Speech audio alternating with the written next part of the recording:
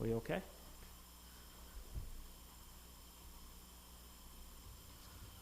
Good afternoon, everyone. Just wait and get we all set? Okay, good. Thank you for joining us at our weekly COVID-19 community briefing for the city of Syracuse. As we all know now, we have officially entered into phase 1 of the state's reopening process. It's a positive step for sure, and one that we all worked very hard for, not just community leaders, but the community in general. And so while it is indeed a positive step, I just want to again urge caution that we need to continue to make sure that health and safety is our top priority. I want to welcome our guests. Of course, I have with me our Deputy Mayor, Sharon Owens, and our special guest this week is Honorable Chol Majuk, 3rd District Common Councilor. Chol, thanks for joining us. I want to thank you and your colleagues again for allowing us to use the chambers for this briefing. Just to run through the agenda real quick, again, we'll give a general update on the numbers for COVID-19 in the city of Syracuse. We will give a update on city services. We'll talk about the census again, and we will talk just generally about coexisting with COVID-19 as we enter into the restart process. So an update on the numbers. Again, we'll get updated numbers at 3 o'clock from the county executive. So these are as of yesterday. In the city of Syracuse, we are over 800 cases, 801 cases as of yesterday. That's total. Of those, 352 people have recovered, which is great. The percentage of city cases throughout the whole county is we make up 52.5% of total cases in Onondaga County. Last week it was right around the same, 52%. So that's holding steady, and again, largely due to proactive testing and the high concentration of congregant and senior living facilities here in the city of Syracuse. As we continue to do proactive testing, we expect those numbers to continue to go up. We have certainly seen an increase in testing this past week at the Syracuse Community Health Center triage testing site, where anyone can go get tested now, even if they're asymptomatic. And we had our mobile testing in partnership with the county over at the county's WIC site by the old No James. And that was going on yesterday and today as well, correct, Deputy Mayor? I visited both of those sites this week. Both were very busy, but operating efficiently, and want to thank everybody involved for keeping those moving smoothly. Countywide, as of yesterday, 1,523 cases. Of those, 659 are active, 785 recoveries, and sadly 84 deaths. We'll talk about crime quickly. That's something we've been keeping a close eye on really since this pandemic began. We continue to see, as you can see on the chart, a steady decrease in overall crime numbers. So year-to-date comparison this year, 1,722 total crimes, and in 2019 we were at 1,770, so pretty close. But if you look at, and we'll dig a little bit deeper on the next slide, but if you look at the overall numbers, that's a 3% decrease in year-over-year crime.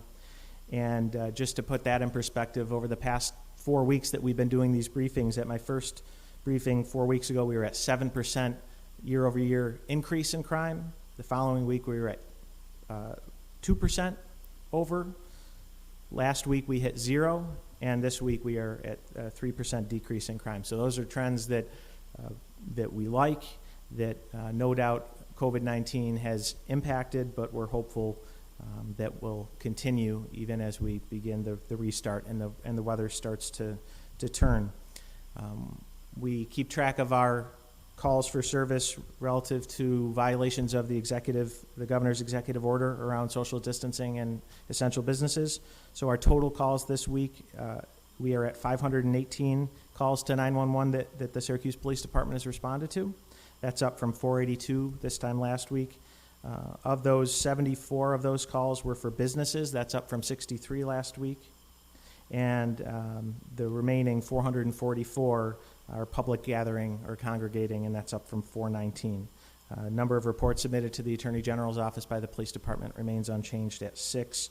Our strategy continues to be educating and informing, and that continues to be an effective strategy by and large. Looking at total number of calls, over the last 7 days, we had 36 calls. The previous 7 days, we were at 66. I was inclined to be encouraged by that number until I looked at the weather over the past 2 weeks, and the weather undoubtedly has an impact on people getting out and congregating. So as the weather turns nice again, especially tomorrow, I encourage everyone to continue to socially distance, stay apart. Now is not the time for parties. Now is not the time to get together. We need to keep doing the right thing so we can continue in this reopening process. Again, just to dig down a little bit more on the numbers, we talked about the overall 3%. You can see that in the CompStat chart that we have on the slide. A reminder, our weekly CompStat reports are located on the SyracusePolice.org website, and you can go on there anytime you want. Again, overall, Part 1 crime decreased 3%. Looking at that between violent crime and property crime, violent crime is down 13%, and property crime, which has been the stickler for us, finally hit 0 this week, so we are encouraged by that. On the topic of crime, this week is an important week for our law enforcement officers, and specifically the Syracuse Police Department. Today is Peace Officers Memorial Day, and we are currently in the middle of National Police Week. So we're remembering fallen law enforcement worldwide, and the Syracuse Police Department has been honoring their fallen officers through the course of the week on their social media page. We are flying flags at half-staff, which we've been doing in honor of those that we've lost to the COVID-19 virus. They are remaining at half-staff this week in honor of our fallen law enforcement officers. City Hall is also lit up blue in honor of National Police Week. Other city services updates, a couple of fun ones here. As of today, our tennis courts are back open, consistent with the governor's guidance. So our crews have been out all day today, unchaining the fences and putting up the nets. And so by the end of today, we expect most, if not all, of our tennis courts will be open. Tomorrow, we're going to open up our golf courses, which is exciting. Burnett Park and Sunnycrest will be open tomorrow morning. We have made some adjustments to ensure health and safety. Some changes that people should be aware of if you want to golf at Burnett Park or Sunnycrest beginning tomorrow. Tee times must be reserved in advance. That's new. You can call the golf course and get your tee time. We are no longer accepting cash payments, so you have to pay by credit card at the course, and we're only allowing one transaction per group to limit the amount of contact. And our clubhouses will not be open. We'll be keeping people outside, but again, happy to get people back on the course, and as long as they continue to do it safely, that should be a welcome activity that's consistent, again, with state guidance where we're allowing some minimal contact activities. And just a reminder that for anyone using our facilities, make sure you wash your hands before and after and practice the proper health and safety protocol. Another city services update, we have a big construction project that's going to be starting this weekend. The intersection of Martin Luther King Boulevard and South Salina Street, we have a water main infrastructure project. So we're going to be detouring traffic around that intersection for a week. We are anticipating some disruptions in water service for up to 24 hours for a number of properties. We're working to make sure that we are getting proper notice to those properties and wherever possible, making alternative water sources available to them. That is a significant project that comes ahead of another significant project in that area, and that's the road reconstruction project that we will be undertaking both on South Salina Street and on South State Street starting this year from MLK moving north all the way through downtown. Two very important thoroughfares for us that are seeing some long overdue improvements. But it starts with this intersection project, and so we want people to make sure you're aware of it and follow the detour signs. We will be moving people through detours around on South State Street and Cortland Ave. And again, those signs will be posted, so keep your eye out for it. A couple more service updates. We announced yesterday that downtown parking meter, actually citywide parking meter enforcement resumes on Monday. So we had a period of pause where we were not collecting on our parking meters. We felt that given the very quick pause that took place and the ensuing economic challenges on individuals, that was the right thing to do for a period of time to help provide some relief. But as we start to reopen, as we enter into phase one, we are going to be enforcing our parking meters again starting on Monday. Understanding that a lot of businesses are having to reimagine how they serve their customers, and specifically downtown in some of our business districts, we know that we have restaurants already doing curbside, and we'll soon have retail doing curbside. Some of them may even have started today. We have been planning for this for quite a while now, working first with the downtown committee to accommodate, to change some of our parking regulations to more appropriately accommodate curbside pickup for our restaurants and retail shops. So we should have updates on that within the next week or two, and once we make those accommodations, we'll evaluate it, and if it seems to be working, we'll expand those to other business districts, but we'll start downtown. Also downtown, if you drive by the corner of Salina and Fayette, you'll see some really exciting new improvements on what historically we've called Perseverance Park. We're now calling Salina Plaza. This was planning work that has been ongoing for a number of years, and we are just about done with the project, about 95% complete. Outside of One Lincoln Center, you'll see new concrete benches, tables, other furnishings. It's a really important intersection and corner downtown, and while things are quiet now, we do anticipate things beginning to pick up, and we have a really beautiful new public space for people to enjoy in a socially distant way, of course. We have continued to be focused on our small business community from the beginning. We know that this pandemic has been crippling on our business community. That's why we were so quick to establish our emergency relief loan program through the Syracuse Economic Development Corporation. We ran through those funds quickly. We are in the process of trying to secure additional funding to put more out into the community. And in order to inform that strategy, we've been conducting an ongoing survey of our small businesses. We have just about 100 responses right now. 64% of those are minority-owned businesses, which has been a focus of ours. 84% of those businesses report a reduction in sales and customers. They have seen some success in securing financial relief, but the need continues, specifically around working capital. So we not only talk to them about our local resources, but about the federal resources. About 2/3 of the businesses that we surveyed applied for relief programs like the Paycheck Protection Program, the Economic Injury Disaster Loan Program, and the SEDCO Emergency Relief Program. Looking at how they fared through that process, 27% of those businesses have been approved for that financial assistance. 12% were denied, and 38% are pending. 22% of the companies did not apply for relief. So hopefully that 38% pending will get that relief soon, because the need continues to be great and will likely continue to be for quite a while. So we're going to continue to look for resources.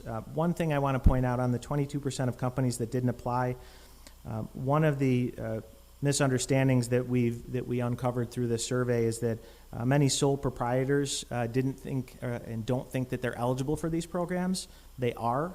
So if you're a sole proprietor, you should be reaching out to these various programs. You can start with my office. We want to make sure that we get you the relief that you need. And we'll continue to monitor that survey. It continues to be open for people to participate in. Census update. So we're tracking those numbers on a daily basis. Right now, as of today, we're at a 46.8% self-response rate. That's up from last week. We were at 45.4%. So the good news is we are continuing to see progress. The chart in front of you shows, it may be a little hard to see, but the orange line appropriately is Syracuse. The other lines are Albany, Rochester, and Buffalo, and then the white line at the top is New York State. So New York State is, as an average, performing higher than the major municipalities within the state. Buffalo's at 46.7, Rochester's at 44.6, and Albany's at 47.3. So we're all right in the same general area. The good news is we have time. And we have more time than we originally were intended to. So the self-response period has been extended from July 31st to October 31st. And door knocking, which would have started this month, is being targeted to begin on August 11th, obviously pending the pandemic situation, but we're hoping door knocking can go from August 11th to October 31st. So there is time, but we need people to fill out their census. As a reminder, everyone should have received now 2 mailers directing you to the census website, 2020census.gov. And if you misplace those mailers, you don't recall seeing them, you can still go to the website right now and fill out the census. It is critically important, especially in difficult times like this, because it drives so much of the resources that come from the federal government.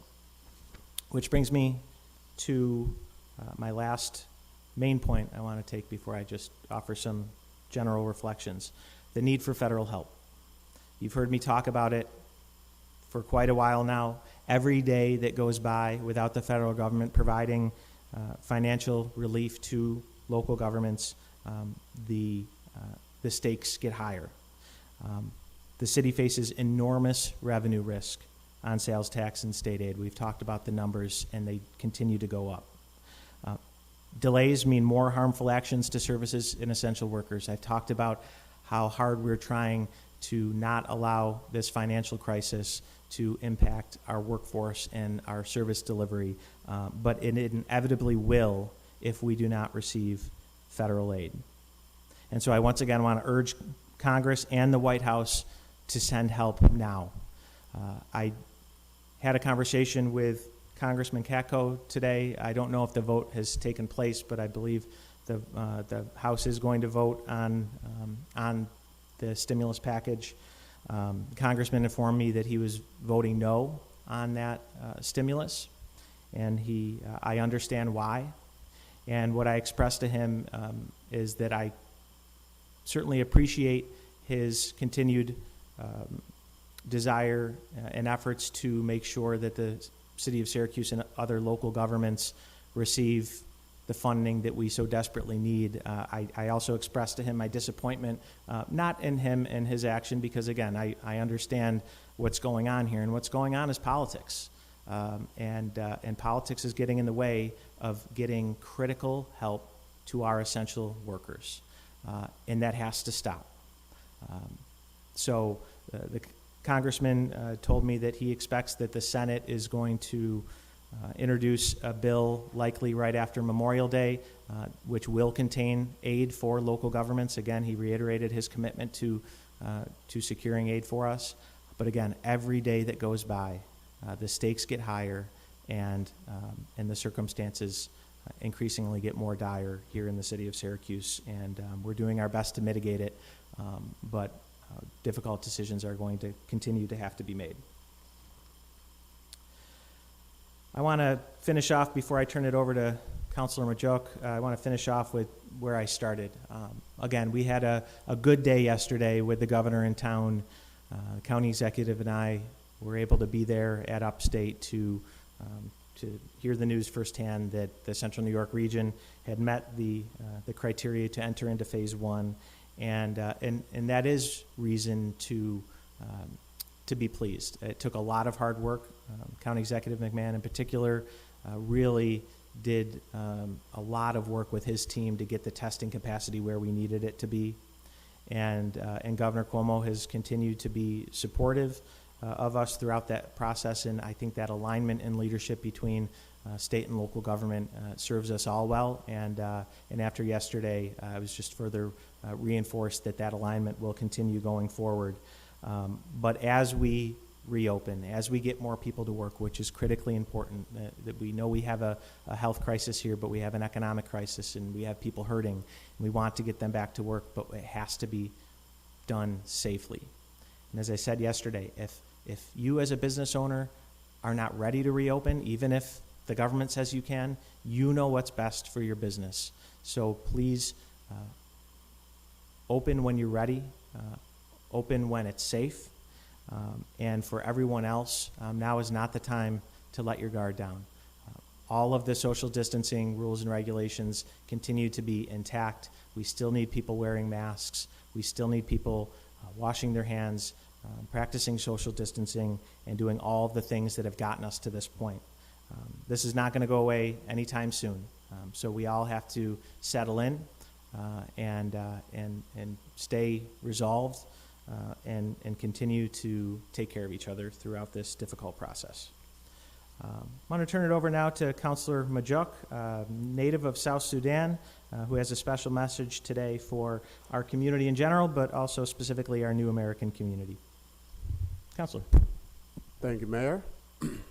I want to thank you for your leadership through this, county executive as well, and the governor, and all our community leaders who are doing all they can to make sure that as residents we are safe.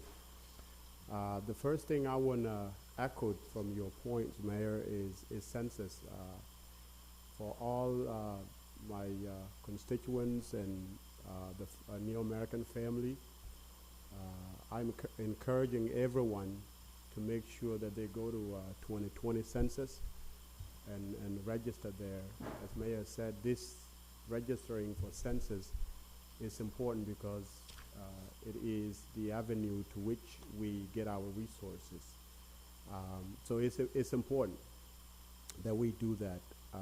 Just to reiterate that in my native language, that we koi kwok to be the tui ran ben agura kuma chan be law internet ku berin ka be got ku berin ka be gam ku kana pande ben a chan de le yen ke del wen yen koi ina kuma yen ko myo ji kan ku be ko bi topat ke ga del wen yen char yen ke yen mi yen ka lar to ku li ku jola ko ya ikena prote na chan na nong daman ke yin gadarin lor internet gadarin chol 2020 census.gov ke yen ke ku chin ti yo kine ke yin cholen or chol koi ko community na chai kon ke yin biran that be kon.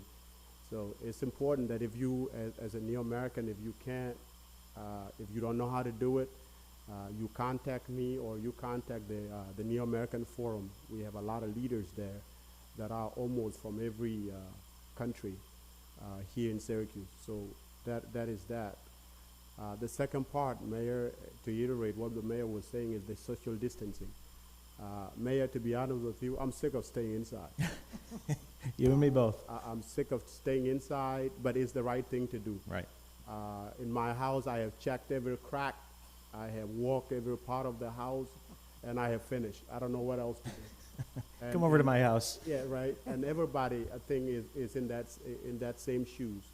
And as I sit here, I'm encouraging you to hold up a little longer, especially to my Neo-American families who really like to play soccer. I got my shoes are ready, but I can't do anything yet.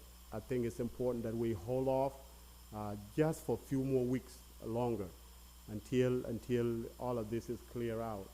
Soccer is important, Mayor, to all Neo-Americans, and I understand the importance of playing soccer. I play basketball as well, but we gotta hold off for just a little bit longer. And I want to thank everybody for their patience and their cooperation to continue to be patient and do what is required to be safe. Thank you, Counselor. I'm pretty sure you play soccer and basketball better than I do, but I can't wait for the opportunity when we can all get out and do that again, and maybe do some housework as well. But to your point, now's the time to stay home and to take care of ourselves and each other. So thank you for that message. Deputy Mayor, anything before we open it up to questions that you wanted to add? Or? I will just add and echo what you're saying. It is not the time to let down our guard. It is the time to be vigilant in our social distancing, in our mask wearing. I'm even becoming a mask diva, trying to find different ones. So keep the fight up, keep following the same practices, please. Thank you. Thank you. Questions?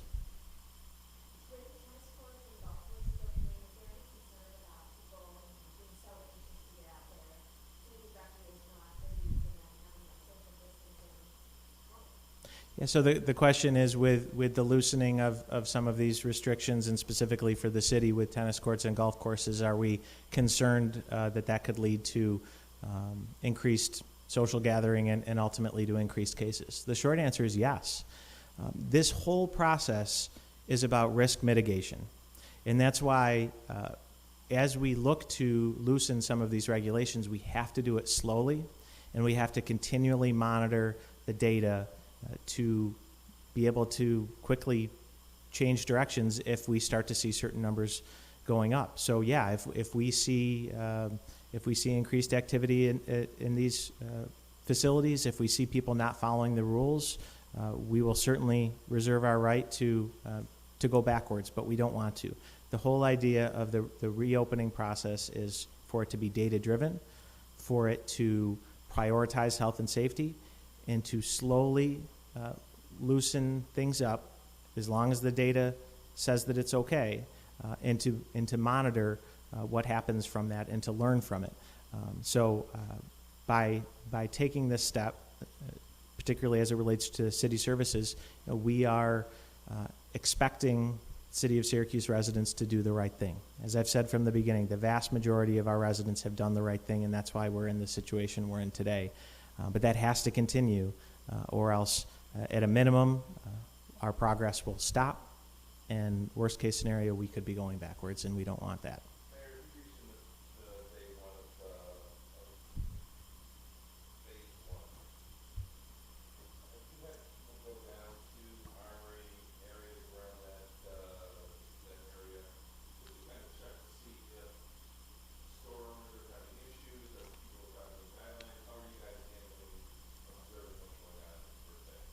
Yeah, at this point, we're going about our business as we normally would. Questions continue to come in from businesses. They come into my office. They come into our Department of Neighborhood and Business Development. We try to steer people to the state New York Forward website, which contains a lot of the information on what businesses belong in what phase, what does that certification process look like. And as we're doing all of that, continue to observe what's happening in the community. I haven't received any reports yet of any concerns. We're working with the county on the enforcement end to make sure that we have the capacity to enforce. But I think that given the process, this even phase one is going to take time for everyone to get acclimated to, for all the businesses to get established. Some construction companies and manufacturing companies that have been operating mostly as essential, it'll be seamless. But others, including our retail stores that are going to be introducing new curbside options, there will certainly be a learning curve for all of us. So we are observing.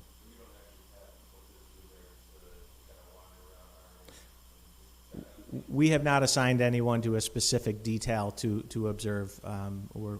We're doing it through the normal course of our business.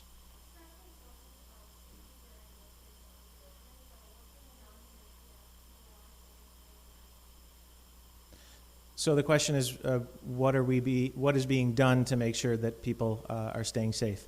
That's why I'm here, and that's why you hear me repeat myself every time I speak publicly. We need to make sure that the message gets through to everyone, and that's why we're communicating through a number of different channels in a number of different languages, because communication is key here. We have encouraged people from the beginning that if they see something that they're concerned with, they can always call 911. Again, we've responded to over 500 calls at this point, and will continue to.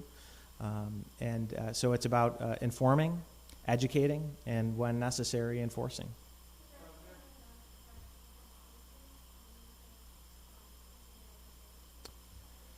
So the question is there anything being done to prevent people coming into Syracuse from other regions?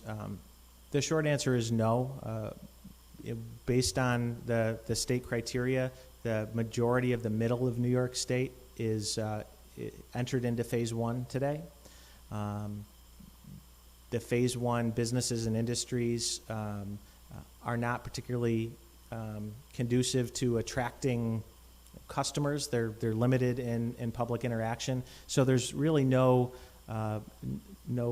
specific attractions or draws in Syracuse that we think is going to create an attractive nuisance here that we have to worry about.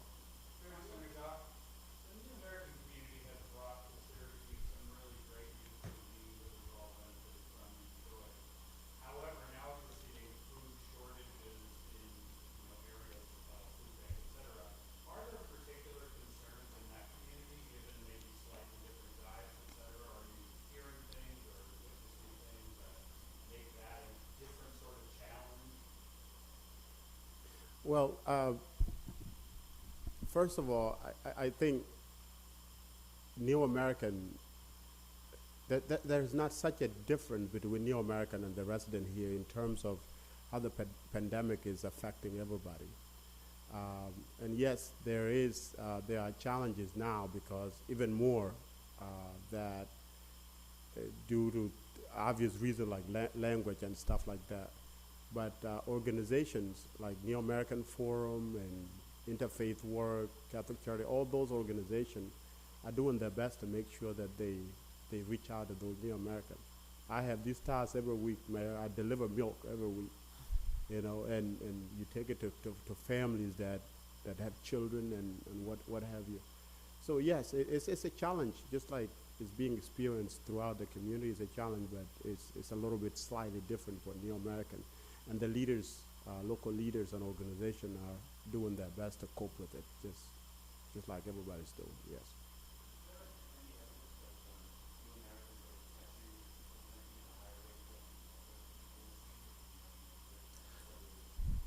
I don't want to speak off the top of my head. I want to refer to somebody with the data. So we're monitoring the data closely.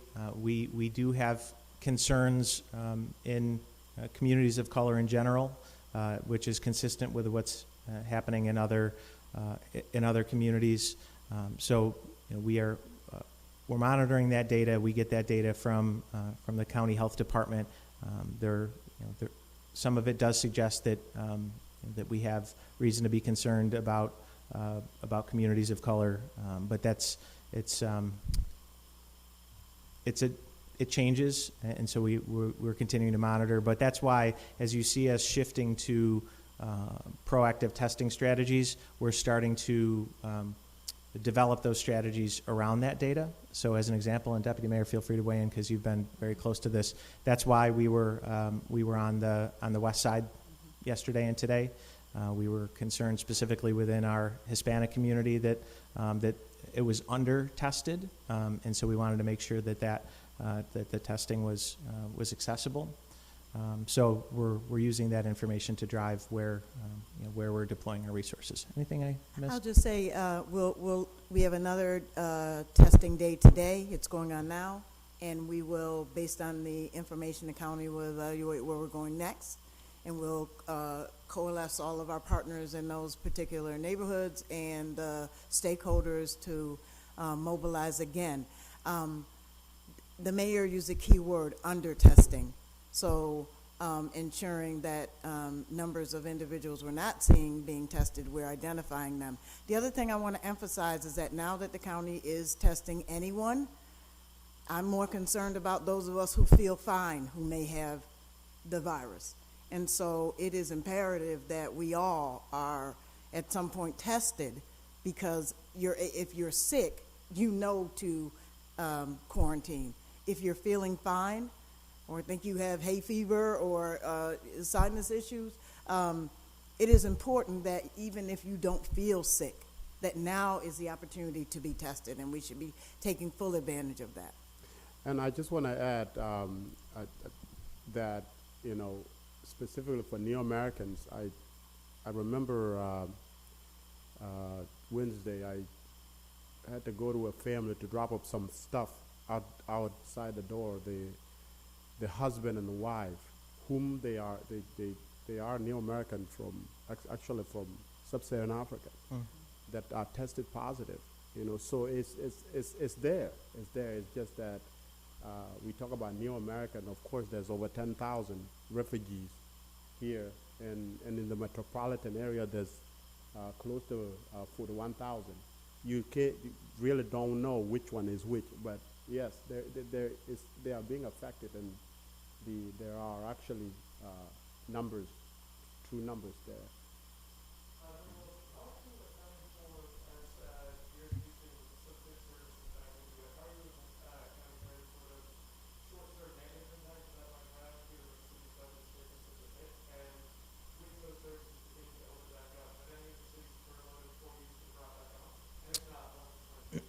Yeah, good question. So the question is, as we reintroduce some city services, how are we being impacted by our ongoing financial challenges?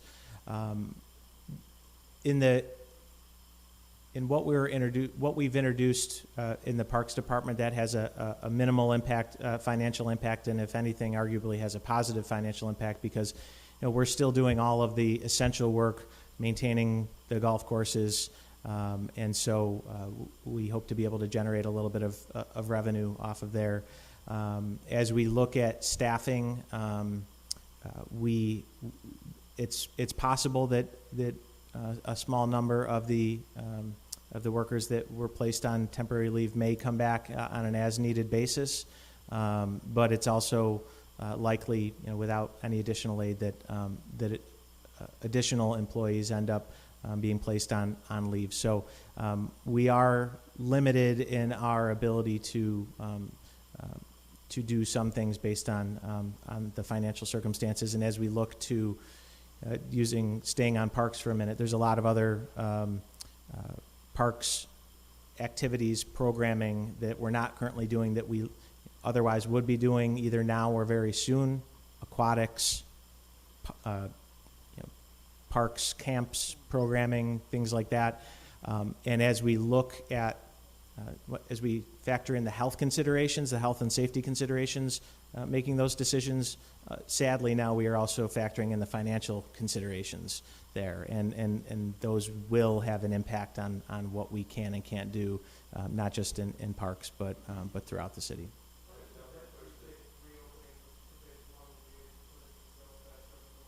I'm sorry, can you repeat that?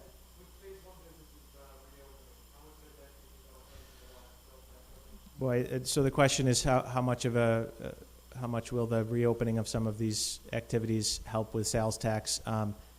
It's got to help a little. We don't have any good estimates on it yet, but we'll take all the help we can get. We just saw the state comptroller put out the report, showed that we saw statewide a 25% decline in sales tax revenue, and we're already seeing it in our actual numbers. Just in March and April alone, our sales tax revenues declined over $3.5 million. So, again, any additional activity will help, but number one, that can never be the primary consideration. It has to continue to be health and safety. And two, even when businesses are able to reopen, as I said, whether for their own health and safety concerns, their own financial concerns, they may not be in a position to. And even if they are, there are many people that are no longer employed that may not be in a position to do business there. So the financial impact and the loss associated with this pandemic is significant and ongoing. So even when everyone is fully operational, the ripple impact is going to continue for quite a while.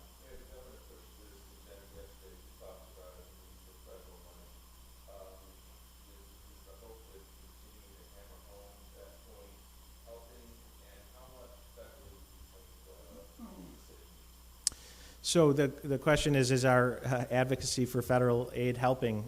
As of right now, the proof's in the pudding. I'd say no, but it's not going to stop us. And part of, obviously, the primary reason is because it's desperately needed. But the other reason I feel compelled to talk about it as often as I do is because I think it has been politicized. You hear certain representatives talking about red states versus blue states. You hear them making broad generalizations about government mismanagement. We haven't done anything wrong here. Through the support and partnership of the Common Council, we have protected that fund balance that currently sits over $50 million.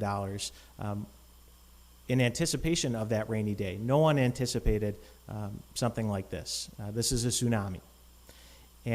But this is not about mismanagement. From a financial sustainability standpoint, we're absolutely on the right track. And again, trending for $1.5 million surplus before this pandemic came down. So this isn't about mismanagement. This isn't about bailing out a failing economy. We had turned a corner in central New York and in Syracuse. We've seen investment from multinational corporations like JP Morgan Chase and Microsoft investing in this community because they believe in what we're doing. So I believe strongly we are doing all the right things, and this cannot be a political issue. We all need police officers. We all need firefighters. We all need sanitation workers.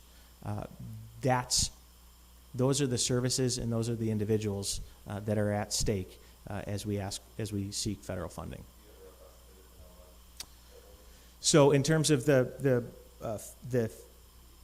need for the specific amount that we need, unfortunately, it changes every day, and a lot of it is just educated guesses. We are projecting, and we have been based on the early projection that we saw from industry experts on sales tax decline ranged from anywhere from 4 to 12%, and we just hit 25%. So unfortunately, even when we're looking at best and worst case scenarios, sometimes our worst case scenarios haven't been good enough. And so that the last number I think I said publicly in terms of just revenue loss, and that's not accounting for what we'd be looking to take out of the fund balance. Just revenue loss, we were at $30 million, and now looking at my most up-to-date numbers, our worst cases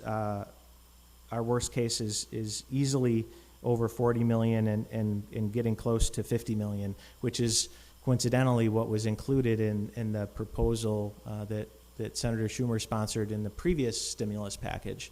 But my fear is I'll put a number out there, and you ask me tomorrow, and it's changed. The need is significant, and it's in the tens of millions of dollars. I'll open this up to any of the three of you.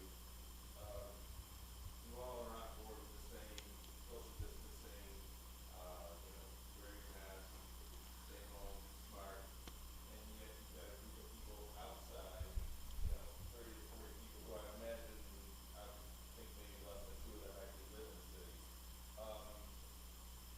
Without masks, not all, some of them I know, but there were a lot that were standing around without masks. How frustrating is it for all of you to try to push this, for people to stay healthy, and yet you've got people that think, well, open it up, let's open the floodgates. Yeah. So I encourage my colleagues here to answer, and I suspect our answers will be slightly different. But my feeling, we had a briefing the last time there was protesters outside of City Hall. They should probably be a block over in front of the state office building. But but that's their right. And I have no problem with them being in front of City Hall and practicing their right to free speech. I worry about them. I worry about their health.